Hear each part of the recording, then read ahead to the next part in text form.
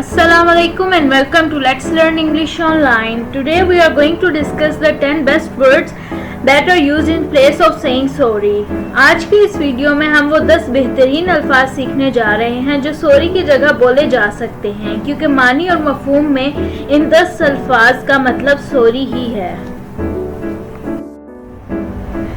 Before moving on, don't forget to subscribe the channel and also don't forget to hit the bell icon below for continuous and fastest learning of English language. First unique way of saying sorry is ever so sorry. पहला मुनफरिद तरीका जिसके ज़रिए हम sorry कह सकते हैं वो है ever so sorry, यानी हमेशा के लिए माजरत, के दूसरे लफ्ज़ों में आइंदा ऐसी गलती कभी नहीं होगी. Second unique way of saying sorry is I apologize.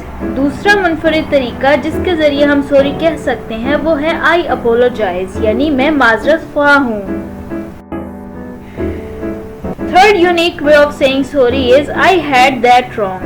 तीसरा मुनफरिद तरीका जिसके ज़रिए हम सॉरी कह सकते हैं वो है I had that wrong, यानी वो गलती मेरी थी या वो गलती मैं तस्लीम करता हूँ. दूसरे लफ्ज़ों में रेग्रेट का इजहार किया गया है कि गलती हुई थी, इसलिए माजरत का इजहार किया गया है.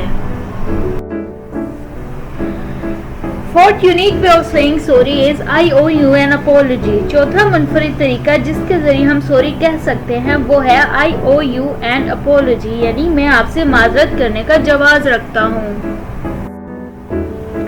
Fifth unique way of saying sorry is my apologies. पांचवा मुनफरिद तरीका जिसके ज़रिए हम सॉरी कह सकते हैं वो है my apologies, यानी मेरी तरफ से बहुत सी माजरत.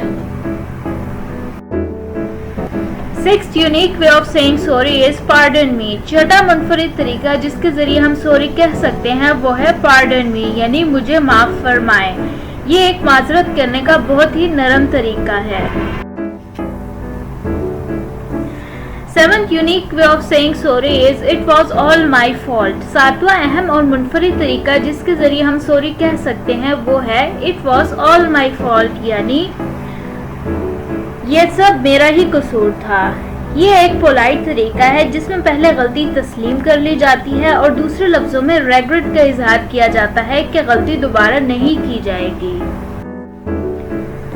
Eighth unique way of saying sorry is excuse me for interrupting. आठवां मुनफरिद तरीका जिसके ज़रिए सॉरी बोली जा सकती है वो है excuse me for interrupting, यानी रुकावट बनने पर मेरी तरफ से माजरत. Ninth unique way of saying sorry is that was wrong of me. नवा मुनफरिद तरीका जिसके ज़रिए सॉरी बोली जा सकती है वो है that was wrong of me, यानी वो मेरी गलती थी. इन नरम अल्फाज में गलती के एहसास का इजहार किया गया है कि आइंदा गलती नहीं की जाएगी. Tenth unique way of saying sorry is I feel regret, so please forgive me. 10वां अहम तरीका या मुनफरिद तरीका जिसके ज़रिए सॉरी बोली जा सकती है वो है I feel regret, so please forgive me, यानी मुझे पछतावा है इसलिए बराए मेहरबानी मुझे माफ़ कर दें. आज की वीडियो में हमने वो 10 अहम फ़िक्रात सीखे हैं जिनको सॉरी की जगह मुनफरिद तरीके से इस्तेमाल कर सकते हैं. इन अल्फाज को सीखने का फ़ायदा ये है कि ये वोकैबुलरी में भी इजाफा करते हैं.